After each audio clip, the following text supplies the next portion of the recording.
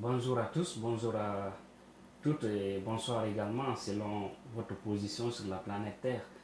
Je me suis réveillé ce matin avec un choc, franchement dit, quand j'ai écouté notre Moussokoroni Nantou Serif, député du RPZ au siège de l'Arc-en-Ciel, du RPZ Arc-en-Ciel. Vous savez, il n'y a même pas plus d'une semaine que j'ai parlé de ce troisième mandat. Et aujourd'hui, ils sont en train de faire cette grande promotion. C'est le bon moment pour nous, les Guinéens, épris de la démocratie, épris du développement de ce pays-là, à se lever, à se mobiliser. Parce qu'ils sont prêts, c'est comme ça, ils vont se préparer petit à petit. Mais si on ne les freine pas à l'air là, ils iront jusqu'à atteindre cet objectif. Et c'est le peuple de Guinée qui va vraiment payer les frais. Parce que il faut être bête, il faut être bête, il faut être con pour soutenir un troisième mandat d'Alpha Condé. Ou en tout cas être apatride, comme je l'avais si bien dit. Mais c'est le bon moment de freiner ces gens-là. Je vous ai toujours dit, dans ce cas du troisième mandat, depuis qu'ils ont commencé ces débats, on n'a jamais entendu Alpha Condé parler de ça. Mais ils ne freinent pas encore ceux qui en parlent. Ça veut dire qu'ils cautionnent. Ça veut dire que c'est lui qui les a envoyés en mission. Mais comme lui n'a rien dit, alors le problème, pour le moment, ce n'est pas Alpha Condé. Mais ce sont ces démagogues, des opportunistes qui font cette promotion, qui parlent dans les radios, qui vont par-ci par-là pour parler de ça. Il faut les freiner maintenant là. C'est à ces gens-là que le peuple de Guinée doit vraiment s'attaquer. Il faut s'attaquer à ces gens-là. Il faut leur dire de fermer leur gueule. Parce qu'on ne peut pas accepter. Le pays là n'appartient pas seulement à ces petits groupes incapables. Hein? C'est pas possible là. Mais qu'est-ce qui ne va pas? Troisième mandat? Est-ce que ça va, c'est vous qui parlez d'un troisième mandat en Guinée? On dit souvent de ne pas faire cette promotion, de ne pas en parler. C'est le bon moment. Je crois bien, le peuple de Guinée doit être à l'image du peuple du Burkina. Vous avez vu, ils ont fait la promotion d'un troisième mandat, les députés burkinabés ont fait la promotion d'un de la modification de leur constitution pour que ce vaurien Blaise reste un président à vie. Mais lorsque le peuple a pris sa décision, est-ce que même l'armée avait pu freiner ce peuple-là? Je dis non. Et finalement, c'est l'armée même qui s'est ralliée derrière le peuple. C'est pourquoi je vous dis qu'il n'y a pas plus fort qu'un peuple. Mais pas n'importe quel peuple encore, un peuple uni. C'est-à-dire qui mettent devant tout, d'abord, l'intérêt supérieur de la nation. Et non pas regarder, lui les Sceaux, lui les Bari, lui les Condé, lui les camarades Guilavogui, Collier, Souma. Non. Mais qu'on mette seulement le peuple de Guinée devant vraiment tout cela. Il faut que nous nous réveillons maintenant là pour freiner ces gens. En tout cas, ils sont sur ce chemin. Parce que nous avons même reçu des informations ici à New York. Ils sont en train de voir même comment manipuler ou en tout cas corrompre certains, comment on appelle, certains hauts dignitaires de grandes puissances pour que ces gens-là puissent soutenir Alpha Condé et en récompense faire quoi? C'est-à-dire prendre nos mines, brader nos mines, les donner. Et vous savez, l'Occident ne vise que son intérêt, hein. Il faut le dire.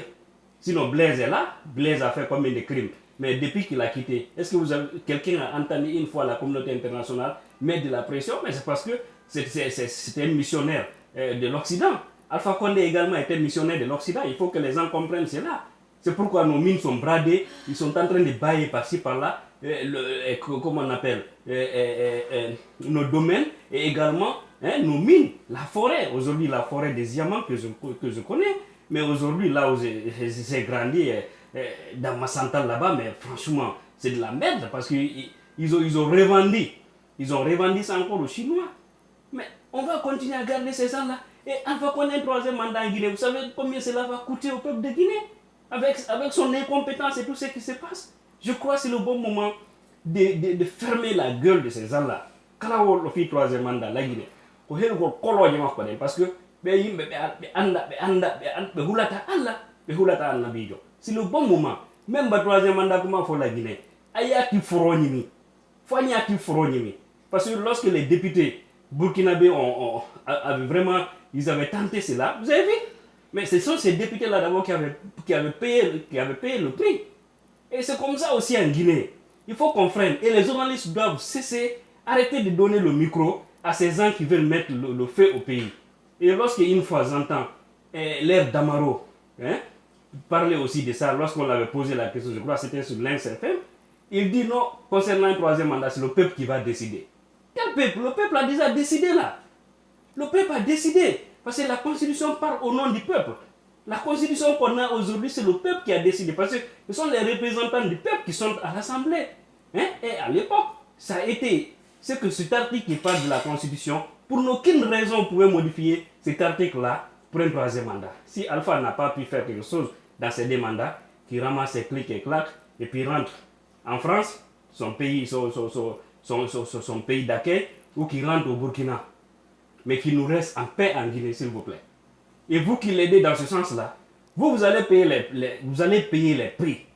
Je demande à tous les enfants de ces hommes politiques qui font la promotion d'un troisième mandat, à toutes les familles de ces hommes qui font la politique d'un troisième mandat, pardon, conseillez vos parents. Conseillez-les, parce qu'on ne va pas laisser ce pays brûler à cause de ces gens-là, pour des intérêts égoïstes, parce qu'eux, ils mènent bien leur vie. Mais contrairement, nos parents sont en train de tirer la queue du diable. Vous trouvez aujourd'hui des pères de famille en Guinée, ils se lèvent le matin, quand il va à la mosquée, il ne peut même plus se retourner. Il sort à 5 heures, il n'ose pas se retourner à la maison parce qu'il n'y a pas de dépenses à donner. Il se cache de sa famille.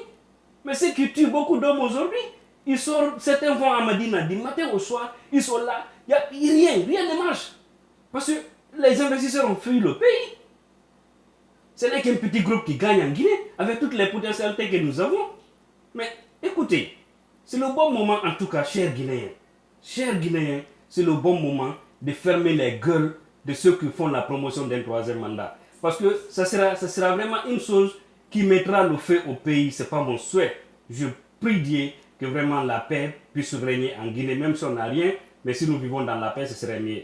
Mais qui pense que Alpha Condé est à son 2e et dernier mandat. 2e et dernier mandat. Que cela soit clair dans l'esprit de ceux qui ne veulent rien entendre.